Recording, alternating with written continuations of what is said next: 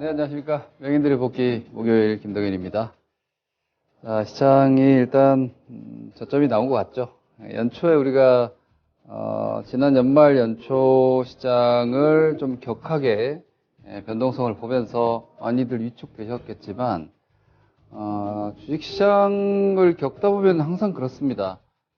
대중이 모두가 바라보는 방향으로는 잘 움직이지 않죠. 우리가 작년도 1년 한 해, 길게 보면은 재작년부터 이어져 온 이 약세장에 너무 지치고 힘들다 보니까, 이게 우리 주식 투자자분들께서 시장에 신규로 많이 유입이 되어 있는, 요즘 이제 동학개미라는 표현을 아무도 쓰지 않는 것 같아요. 잘 쓰지 않는 것 같아요. 과거에도 저는 그 표현이 별로 마음에 들지 않는다. 패자의 역사이기 때문에 좀 그런 의견을 드렸는데, 비슷한 상황인 것 같습니다.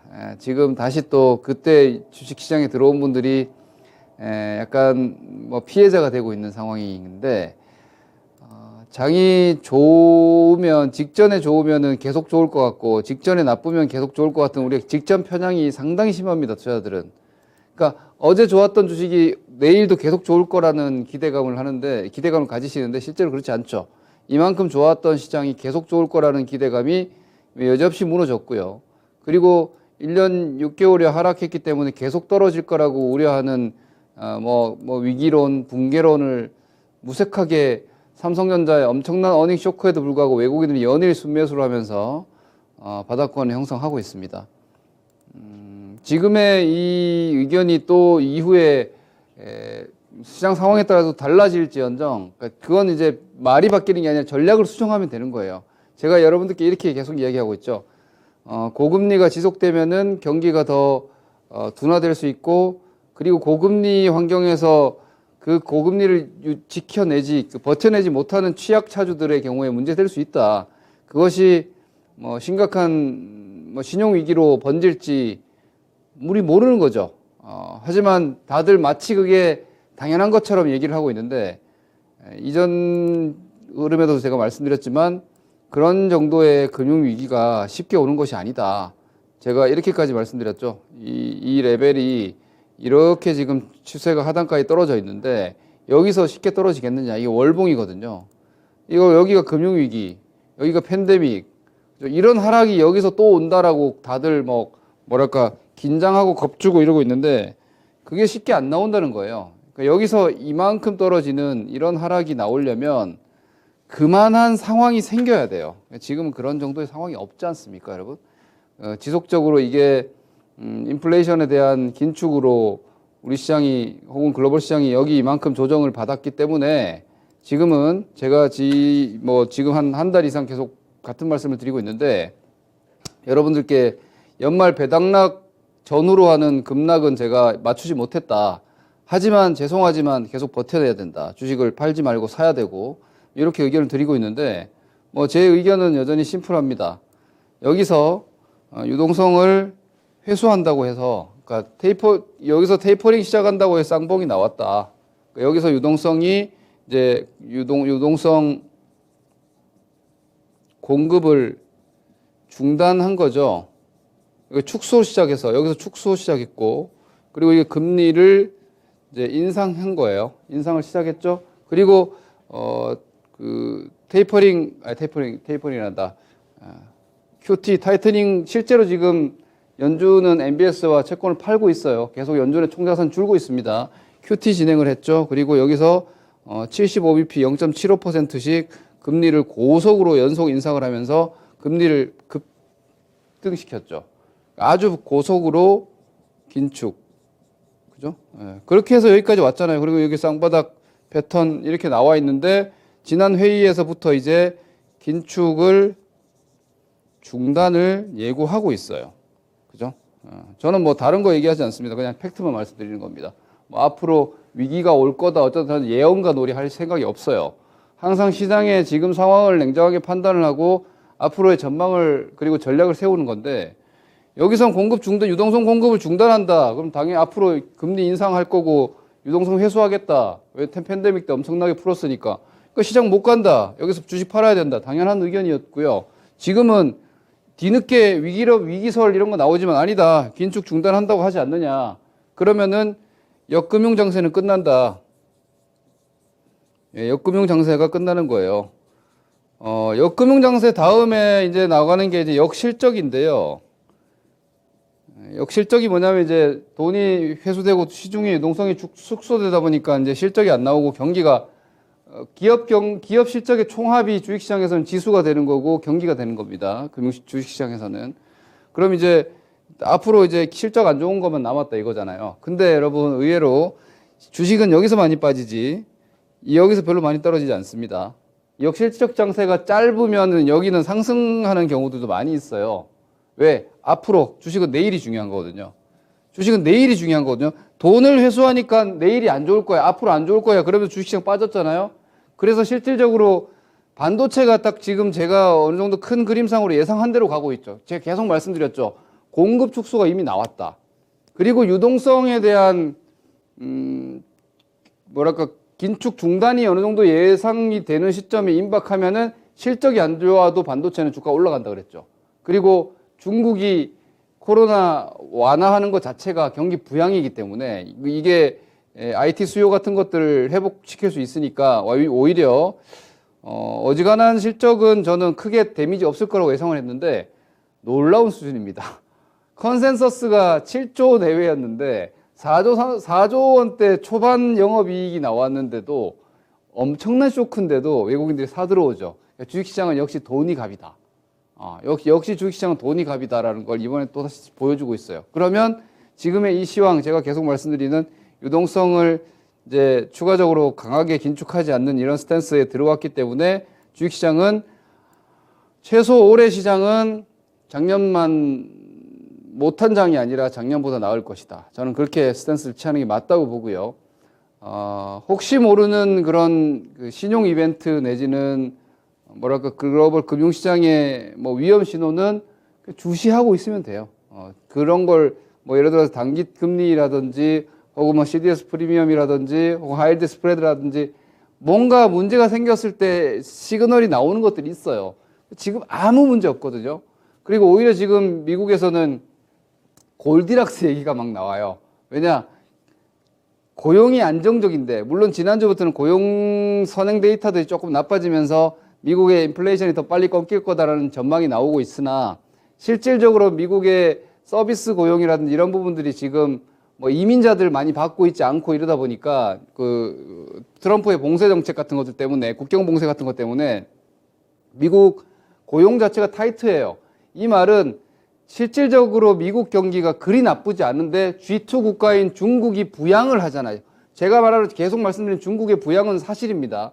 중국은 지금 지준율도 인하 포지션에 있는 것이고 거기에다가 제로 코로나 정책 자체가 강력한 봉쇄였는데 그것이 경기적 관점에서는 긴축이었지 않습니까? 경제 활동을 억제시켰기 때문에. 근데 그걸 풀어내는 것 자체가 경제 활동을 활성화시키는 부양적 스탠스가 된단 말이에요. 미국 경기가 그리 나쁘지 않은데 긴축에도 불구하고 그러니까 인플레이션을 잡는 게 문제인 거지. 물론 인플레이션이 안 잡히면 수요 파괴, 즉 경기를 부러뜨려 가지고라도 인플레를 잡아야 되는 건데 지금 인플레이션이 다행히 생각보다 빠른 속도로 내려오고 있어요. 이 연준이 예상했던 것보다 빨리 내려오고 있단 말이에요. 그런데 고용은 타이트하다. 이거는 골디락스 얘기가 나올 만한 거죠. 거기에 중국 괜찮잖아요. 우리나라, 미국, 중국이 양대 축으로 국내 기업의 실적이 나오는데 그러니까 지금 여기서 뭐 무슨 명분으로 추가 하락을 논하냐 이겁니다. 아니면 말고식으로 뭐 위기가 올 거다, 뭐 몇백 간다, 몇천 간다 예언가 놀이 하면 안 돼요. 시장에 외국인이 들어오고 환율이 꺾였고 금리가 지금 내려가고 있고 이런 환경은 분명히 투자 환경 개선입니다, 여러분. 지속 말씀드리지만 이건 잘못됐다라고 하시면 안 됩니다. 시장이 답이고 이 시장은 실적이 나쁜 것을 예상하고 그걸 확인하고도 매수가 들어왔다. 주체자들이 매수하고 있다. 주포인 외국인들이 사준다라는 걸 팩트로 봐야 됩니다. 즉 주식의 선반영 내지는 선제적인 움직임을 받아들이고 가장 개인 투자자들이 주의하셔야 되는 이 상승은 잘못됐어. 이 하락은 잘못됐어. 이거 하시면 안 됩니다. 지금 경제 상황이 안 좋고 우리 실물 경기 안 좋습니다. 고금리의 국내 같은 경우는 주택대출도 워낙에나 많이들 가지고 계시기 때문에 뭐 원리금 부담 같은 것들, 가처분 소득에 대한 데미지를 분명히 입는 불경기 상황이에요. 근데 불경기라고 주식시장이 떨어지는 게 아니란 말입니다. 우리는 주식 전략을 세우는 거지 내 경기 판단을 지금 프라이싱 하는 게 아니에요. 그건 경제학자들이 현재 경기를 평가하는 거지, 주식 투자자는 그런 종합적인 부분을 감안해서 현재 시장이 앞으로 내일 어떻게 볼 거냐를 가지고 방향성을 가지고 내 포지션을 하는 거죠. 그 현재 포지션 여러분들이 2022년도 아주 힘든 시장을 견뎌 오셨는데 지금 뭐 도망가야 된다, 저는 그렇게 보지 않습니다. 도망가야 될 때는 지나왔고 이제는 손실을 좀 줄여주는 구간으로 진입이 된 것이고, 이렇게 보시더라도 추세가 전환되고 있죠. 이게 제가 쭉 한번 보시겠습니다. 자, 코스피 종합지수가 62 지금 이동평균선으로 제가 보여드리면은 뭐 이게 되게 기초적인 분석이지만 이런 거 잘 맞습니다. 여기 지금 제가 선이 좀 많아서 이 61선과 121선을 한번 살짝 두껍게 해서 보여드릴게요. 요 초록색 선이 제 차트 설정상의 120선이고 회색 선이 61선인데 여기 지금 이렇게 뭉쳐 있죠, 여기에. 그죠? 여기 이렇게 뭉쳐 있습니다. 60일 이동평균선이 대체로 한 3개월 정도라고 보시면 되고요. 그리고 120일 이동평균선이 한 우리가 일수로 따졌을 때 한 6개월 정도의 평균 라인이라고 보시면 되거든요. 거래일수로 따졌을 때 대략적으로만 그런 정도 된다고 보시면 되는데, 맞죠? 63, 맞아요. 여기가 지금 이렇게 추세적으로 여기서 역배열이 들어가가지고 여기서 이렇게 하락 추세가 들어왔잖아요. 이렇게 하락 추세가 이렇게 들어왔어요. 근데 여기서 시장이 이 쌍바닥을 찍고 요 자리를 지금 이렇게 돌아 나오고 있죠. 이렇게 돌아 나오고 있죠. 그럼 앞으로 예상할 수 있는 다음 궤적이 어디입니까? 기본 여기 상황이 좀 좋아져서 이제 긴축 중단이 좀 더 빨리 되겠다 싶으면 이 정도까지 나오는 거 아니에요. 그죠? 이 정도까지 나오는 거 아닙니까? 제가 지난번에 여기서 이 정도 하락 뭐 어떠냐 했다 더 떨어져서 여러분들께 죄송합니다 했죠. 하지만 여전히 저는 지금 올라와 봤자 여기잖아요. 그러니까 이게 좀 디테일하게 보면 아일랜드 갭이 나와 있거든요. 제가 월요일 날 그 코너에서도 말씀드렸는데 이게 뭐예요? 여기가 배당락 개파락이죠. 이상한 하락 나왔잖아요. 그때 당시에 제가 한국 변동성 지수도 안 올라갔고 위험 프리미엄 하나도 안 올라갔는데 시장 이상하다, 이건 속임수다. 그리고 요 갭상승 딱 나와가지고 요 아일랜드 섬골 반장형 만들어놨어요. 그럼 쉽게 얘기하면은 이거는 지워도 그만이에요. 이거 예를 들어 이렇게 지워버리세요. 이걸 만약에 이렇게 지워버린다. 이걸 이렇게 지워버렸다. 이렇게 없다 칩시다. 이 구간을 제가 손을 가려버릴게요. 그리고 시장 지수는 여기 와 있어요. 뭐예요 이거? 그냥 제자리에 온 거예요. 제자리에. 안 그래요? 제자리잖아요. 지난 12월 달이 여기였고 지금도 여기예요. 그럼 요거 이렇게 딱 가린다는 건 무슨 말이야? 내가 안 팔았으면 이 시대에 내가 참여한 거 아니잖아요. 가만히 있었으면 그냥 그 자리예요. 그런데 우리 투자자분들은 어떻게 인식하느냐? 저점이 어디예요? 저점이 2200 이하까지 나왔었죠. 저점 2180에서 2360대 뭐 70대 이렇게 오니까 단기적으로 너무 많이 올랐다. 아니에요. 많이 올라간 게 아니라 그냥 제자리예요. 그냥 제자리예요. 이렇게 여기. 이 과열이에요? 과열 아니잖아요. 사야 돼요. 그리고 파시면 안 돼요. 저는 그렇게 봅니다. 여전히 이거 섣불리 파시면 안 됩니다. 지수는 뭐 그냥 이 정도입니다. 월봉 보시죠. 제가 계속 말씀드리지만 월봉은 저는 당분간 이 정도가 아니겠느냐. 여기 당장의 위험한 극격한 위험의 상황이 없기 때문에 저는 여기서 이렇게 박스 정도로 간다고 봅니다. 영역으로 보면은 이런 박스 뭐 내지는 이런 박스 이런 데처럼 이런 자리처럼 움직이는 구간이 아닌가라고 보고 있기 때문에 당분간은 뭐 시장은 박스권 양상으로 보시는 게 맞는 것 같고요. 미국 시장 잠깐 한번 봅시다. 이게 이제 위쪽으로 어디까지 갈 수 있느냐가 이제 미증시를 잠깐 보면 다우지수 닥스 잠깐 봅시다.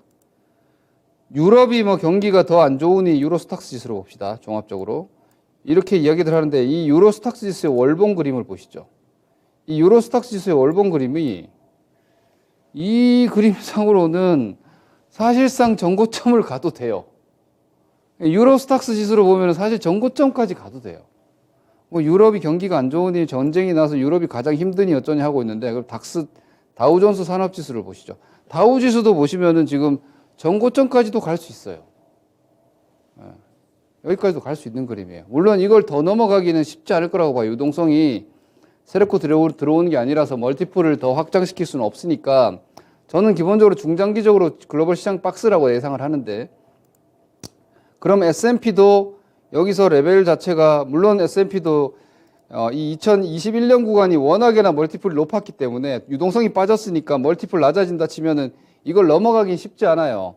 하지만 이 정도, 여기 한 4,200대 정도까지는 아직 여유가 있지 않나라고 저는 보는 거고요. 그러니까 이렇게 박스 치겠죠. 저는 유럽, 미국 시장도 이렇게 박스 친다고 봐요, 박스. 그리고 나스닥 이거 안 깨져요. 제가 계속 말씀드린 이거 쉽게 안 깨진다고. 왜 제가 이거 쉽게 안 깨진다고 좀 더 강하게 말씀드릴 수 있느냐?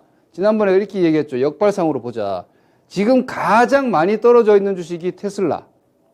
그죠? 그리고 애플도 최근에 꽤 많이 떨어졌어요. 그게 뭐 때문에 떨어졌어요? 중국의 뭐 공급 이슈 때문에 떨어졌죠. 그죠? 그리고 마이크로소프트도 많이 떨어졌고, 아마존도 많이 떨어졌고, 그리고 페이스북 메타 같은 경우에는 멀티플 8배, 포워드 8배까지 나왔어요.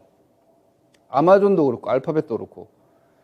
이게 여전히 여러분들 전 세계 유튜브 구독자들이 유튜브 결제해주고 있잖아요. 알파벳은 현금 흐름이 여전히 아주 좋거든요.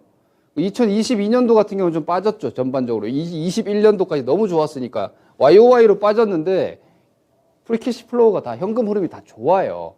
그러니까, 2000년도 IT 버블 때처럼 자꾸 얘기를 하는데, 저는 절대 그렇지 않다고 보거든요. 그러면, 나스닥 35% 하락은 과해요. 그리고 그런 좋은 종목들이 주가가 70% 이상 빠져있기 때문에 더 떨어질 자리가 별로 없어요. 근데 어떻게 시장이 무너져요, 여기서. 저는 나스닥이 심지어 저는 13,000까지도 올 수 있다고 봐요. 지금이 11,000이 안 돼요. 1,900이에요. 근데 전 나스닥 13,000이 가능해 보인단 말이에요. 나스닥 지수가 20%가 보인다니까, 제 눈에는. 이 정도도 나올 수 있다고 저는 생각을 해요. 왜? 긴축 중단하잖아요. 긴축 중단하면은 긴축 때문에 지금 이 PER이 빠졌는데 멀티플 조정 나온 거 아니에요. 근데 지금 경기가 생각보다 괜찮다고요. G2가, 미국이, 중국이. 그러면은 EPS가 당장 안 빠진다면, 크게 안 떨어진다면, 그러니까 이익 전망이 많이 안 떨어진다면 여기까지 나올 수 있어요. 저는 지금 어설픈 반등이라고 보지 않습니다. 저점을 강하게 찍고 돌아가는 거라고 저는 보는 쪽이라서 주식 함부로 팔지 마시고, 이걸 사야 되나 말아야 되나 고민하고 계시다면 사시고요. 명절 앞두면 항상 고민하시는 설에 주식 사서 가야 되나 팔아서 가야 되나, 종목 좋은 거 그냥 사시면 됩니다. 저는 그렇게 여전히 보이니까 그렇게 좀 의견 드리겠고요. 외국인들이 반도체 위주로 순매수를 하고 있는데, 사실 이걸 보시면은 조금 답답하긴 합니다. 왜냐면 금리가 워낙에나 지금 높은 상황이고 하다 보니까 뭐 이제 특파 5%짜리 이런 건 다 없어지고 있던데, 이 예탁금이 지금 이렇게 빠지고 있죠, 여전히.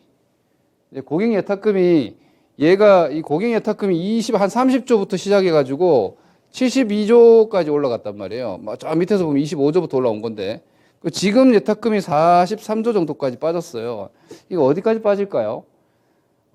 EPS, 기본적으로 기업들이 이익 규모나 이런 걸 다 반영했을 때 25조까지 다 빠지진 않을 것 같고, 모르겠습니다. 이거는 정확하게 예상하기는 좀 힘든데, M2 증가율이나 이런 거 전반적으로 봤을 때는 저는 한 40조 내외면은 이 주식시장에서 돈 빠져나가는 것도 좀 멈추지 않을까? 그리고 증시 올라가면 주식시장으로 돈 다시 들어오거든요. 원래 돈은 수익률을 보고 움직이게 돼 있어요. 주식시장이 좀 좋아지고 경기 전망이 괜찮아진다라는, 지금은 너무 비관 일색이니까 여러분, 경제학자들이 혹은 증권사의 리서치 헤더들이 혹은 뭐 이코노미스트들이 어디 TV 틀어봐도, 뭐 유튜브 어디 신문이고 다 봐도 다 세상 망할 것 같잖아요. 2023년에 마치 금융위기 올 것 같이 다들 얘기하고 있으니까 주식시장에 돈이 지금 안 들어오지만 탐욕은 멍청해요. 부지런하지만 탐욕은 되게 미련해요. 올라가면 들어오고 내려가면 빠져나갑니다, 원래. 그래서 저는 한 40조 정도에서만 멈춰준다라면 체감도 좀 살아날 수 있지 않을까. 최근에 바이오가 못 올라가는 제일 큰 이유가 바로 이거예요. 시중에 기본적으로 개인 유동성이나 이런 것들이 활발해야지 외국인들이 지금 반도체, 2차전지 이런 쪽 플레이하면서 개인들이 연초 효과, 뭐 반도체 이렇게 바이오 이렇게 가져야 되는데 아직 우리 시장은 유동성이 긴축 상태를 유지하고 있어요. 그러니까 이게 저 같은 사람만 있는 게 아니니까 지금 장을 아직도 막 탈출해야 된다, 빠져나와야 된다, 팔아나야 된다 하는 분들이 여전히 많으니까 수급이 약해요. 그래서 외국인들이 반도체 위주로 일단은 우리나라 대표 산업이고 반도체가 제가 삼성전자는 글로벌 유동성이나 글로벌 경기 폼으로 같이 움직입니다. 왜냐하면 반도체가 상품화돼 있잖아요. 이미 반도체는 상품이에요. 그러니까 우리나라는 이렇게 생각을 하시면 돼요. 우리는 자원국가가 아니죠. 하지만 우린 반도체 국가예요. 그러니까 외국인들이 바라보는 한국 시장에 제일 중요한 건 반도체예요. 메모리 반도체. 메모리 반도체는 설비 투자에도 민감하고 경기 민감 사이클 산업이에요. 그러니까 이게 한국의 수출 증가율이 항상 반도체 사이클을 보여준단 말이에요. 그래서 한국의 월별 수출 데이터를 글로벌 IB들이 선행지표로 본단 말입니다. 한국이 반도체 출하나 이런 것들이 늘어나잖아요. 그럼 경기 회복 쪽으로 보는 거고 그와 더불어서 ISM 제조업지수 살아나고 늘 그렇게 나오거든요. 외국인들이 우리 시장에서 반도체를 먼저 사주고 개인 투자들이 거기서 투자 심리가 살아나면서 체감적인 업종 섹터들이 이렇게 쭉 살아나야 되는데 예탁은 계속 빠지고 있는데 외국인들이 반도체만 사니까 지금 느려요.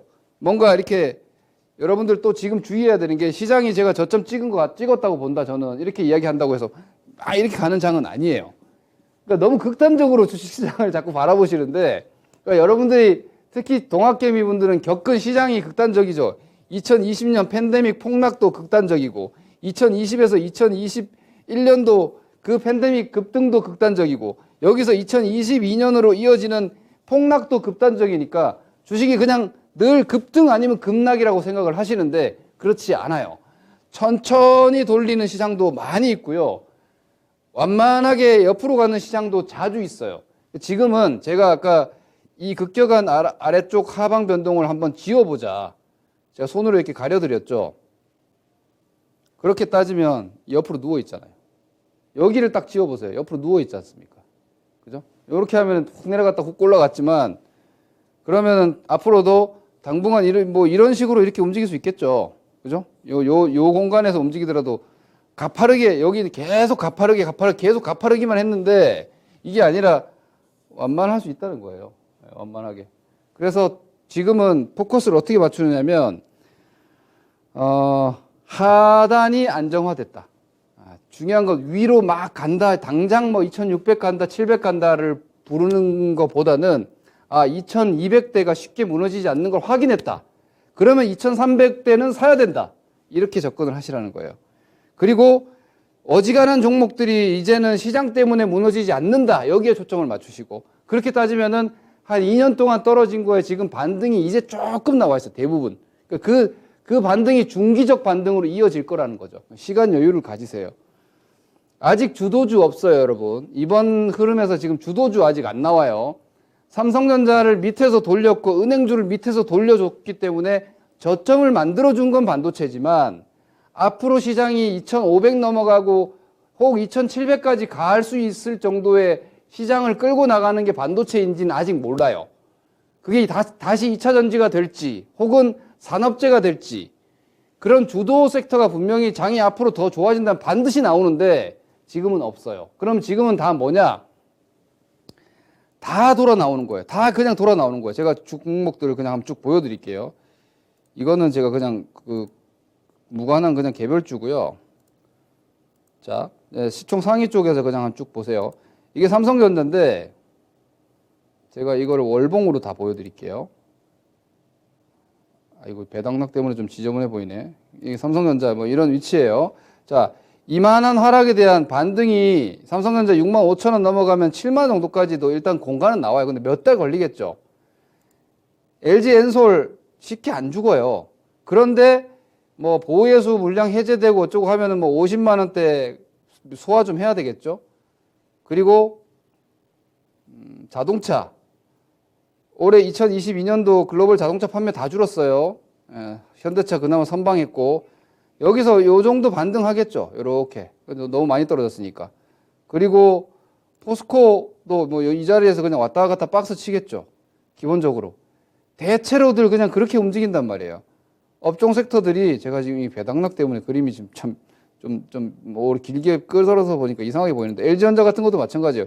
이만큼 떨어졌으니까 당분간 좀 더 반등할 거 아니에요. 좀 더 반등할 공간 충분히 나와요. 여기서 그러니까 이걸 대표적으로 제가 보여드릴게요. 얘도 경기 민감주니까 19만 치고 7만 5천 와가지고 9만에서 무너지진 않을 거란 말이에요. 지금 시장이.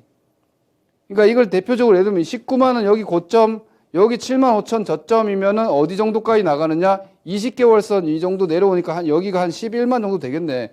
그러면 LG전자 기준으로 지금 9만 중반이니까 플러스 20% 나오잖아요. 근데 이 플러스 20%가 하루 이틀에 나오나? 절대 아니에요. 월봉에서 한 6개월 정도까지도 보셔야 된다는 거죠. 그죠? 기본적으로 종목들을 이런 주로 지금은 가셔야 된다. 그래서 너무 뭔가 열심히 대처하려고 하지 마시고요. 시장이라는 큰 항공모함이 밑으로 이렇게 내려오다가 쓱 돌고 있다, 지금. 그러니까 시간을 두시면은 좀 더 돌아 올라가는 상황이니까 여러분들 계좌도 그렇게 될 거다라고 보시고, 흔들리지 마시고 잘 유지하시고, 뭐 CPI 등등등 이제 너무 민감하게 반응하실 거 없어요. 앞서 말씀드린 큰 배가 돌아 나가고 있는 방향 터닝점이 나오고 있습니다. 이런 게 피벗이니까 지금은 피벗장이다라고 생각을 하시면 될 것 같습니다. 계속 파이팅 하시고요. 다음 주까지도 시장은 뭐 제한적 등락이 예상되지만 방향은 우상향이다라고 자신감 가지고 보시기 바랍니다. 감사합니다. 김동현입니다.